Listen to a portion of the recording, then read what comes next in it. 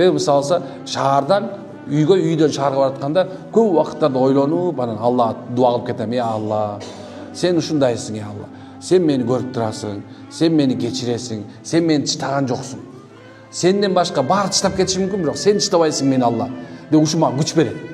Эгерде мынакей төшөккө жатканыңарда кечинде эле мынакей азыр кечке чейин чарчайсыңар да, кечинде жатаарда төшөккө жатканда көзүңөрдү жумуп алып туруп Алла менен сүйлөшкүлө. О Алла, сен мени билесиң, сен мени көрүп турасың, мени тилектеримди аткарып бергин. О Алла, мени жөн эле чыдап салба. Мен келечектеги мындай айтканда ушул бүгүнкү болгон сабактай айта тургандай болоюн. Бүгүндө биз адамдар кандай ушул жерге келип атканбыз, мен дагы ошого мүмкүнчүлүк бер, мен дагы кийин жардам берейин. Менин жашоомо сен оор сыноо салып койдуң, бирок бул сенин мага кылган жакшылыгың. Сен мага жакшылык кылган себебинен сен мага ушундай сыноо бердиң. Бул сыноодон мен чыгам.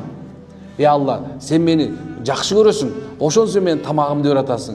Жакшы көрөсүң, ошо мага кийимиңди берип атасың. Сен мени жакшы көрөсүң, ошонун себебинен со үйүмдү берип атасың. Сен мени жакшы көрөсүң, ошон үчүн сен мага уйку берип атасың. Сен мени жакшы көрөсүң, ошон сен мени уктатып атасың. Сен мени жакшы көрөсүң, ошон сен илим берип атасың. Сен мени жакшы көрөсүң, ошонун себебинен субханалла мени көчөдө калтырган жоксуң.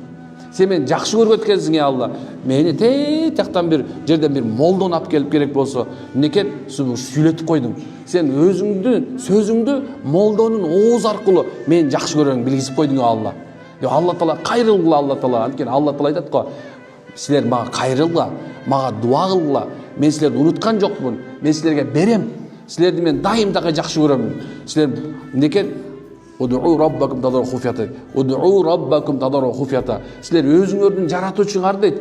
Эмнекен купуя жүрөгүңөрдөн отуруп, көзүң жумуп алып, "Я Алла" деп субхана сурагыла дейт. Демек карагыла, Алла Таала эмнекен сүйөт экен. Алла Таала чыдабайт экен эч качан. Пендесин чыдап коет деп ойлобош керек, эч ким мүмкүн эмес. Жакшы дагы, жаман дагы бир гана Алладан болот.